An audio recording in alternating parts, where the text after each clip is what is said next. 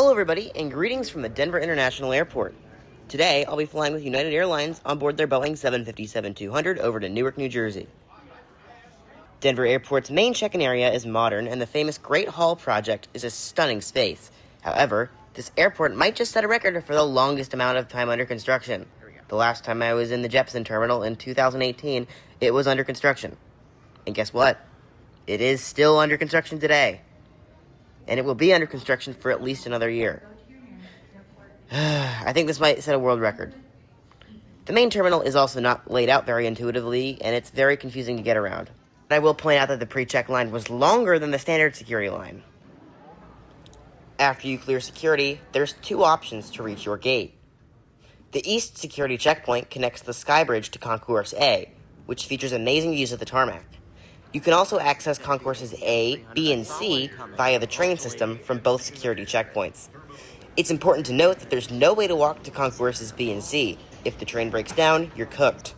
Unfortunately, this has been happening more and more often lately with the introduction of brand new APM 300 trains. Hopefully, once the teething trains are worked out, the system will become more reliable. United flies out of the western half of Concourse A and the entirety of Concourse B here in Denver. The concourse is nice and modern, and the vast majority of it has been renovated, which is nice to see. My gate will be the very last gate in Concourse A, Alpha 15. My aircraft today is November 17128, a 28-year-old Boeing 757-200 originally delivered to Continental in March of 1998 before joining United Airlines after the merger. Boarding began on time, and Economy Plus passengers can board with either Group 3, 4, or 5, depending on whether they have a window, middle, or aisle seat. My seat will be 7A in the first row of Economy Plus. These seats don't have very much padding. They also come with an adjustable headrest, which is great to see. The legroom in seat 7A is truly insane. The extra row only has one seat back pocket for 3 passengers to share, which isn't great, but there's no other real option. There's also an old-school reading light and air vent located above the seat.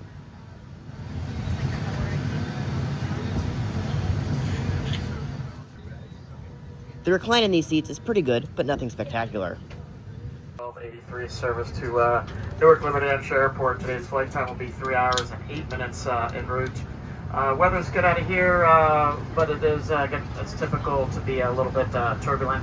We're going to have the flight attendants seated on departure for that turbulence. I apologize for any delay in service, and that's for their safety. As always, please make sure you have your seatbelts fastened, even if the seatbelt sign is on or off, just in case we have any unexpected turbulence. The flight attendants are going to give you world-class service today, but they're primarily here for your safety. Please make sure you're listening to them at all times if it's coming from us up here. We appreciate your business. Welcome aboard. Looks like they just shut up, so we should be with all the bags on board.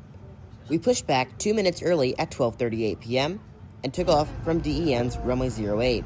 Please enjoy the phenomenal sounds of these Rolls-Royce RB211 engines.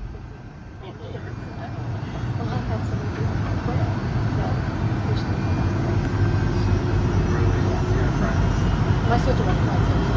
She quit 16 years. She had 1 year on me. She's the one I got.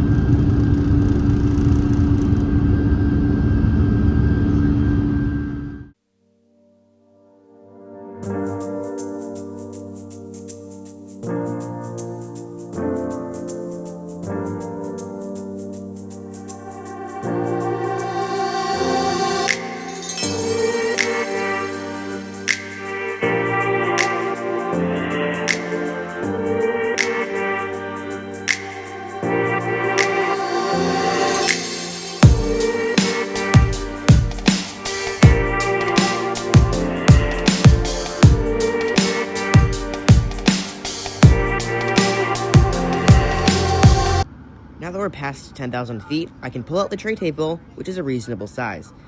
If you're wondering where the in-flight entertainment screen is, don't worry, this is an American. The screen pulls out from the armrest in the X-row and the bulkhead seats on the 757. This system is phenomenal. There's hundreds of movies, TV shows, games, and music, which is hundreds more than what you'll find on your non-existent American Airlines seatback screen. It's great to see that United Airlines cares about its customers. Service on today's flight consisted of a non-alcoholic beverage and a small snack free of charge. A for-purchase menu was also offered. Towards the end of the flight, they came around to offering a second round of non-alcoholic beverages.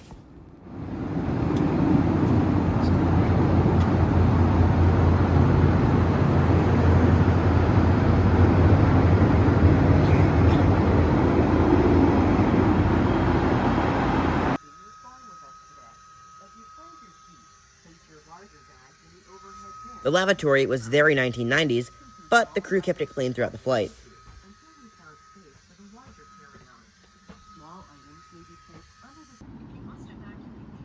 As we begin our descent into the world's most on-time airport, let me give you my thoughts on this flight. Overall, I think the United Airlines Boeing 757 is a very nice way to travel. Despite the seats being pretty uncomfortable for long flights, they were fine for this short 3-hour flight. I wouldn't want to fly this on an 8-hour flight across the Atlantic, but for a 3-hour flight to Newark, it was totally fine. The crew on this flight were very friendly and professional, and the seat was pretty comfortable overall. The food service was adequate, and they came around for a second drink service later in the flight, and the in-flight entertainment system was incredible as per usual with United Airlines. I wouldn't hesitate to fly the United Airlines Boeing 757 again, and I highly recommend it if you're looking for domestic flights. Without further ado, please enjoy our arrival landing on Newark's runway 22 left.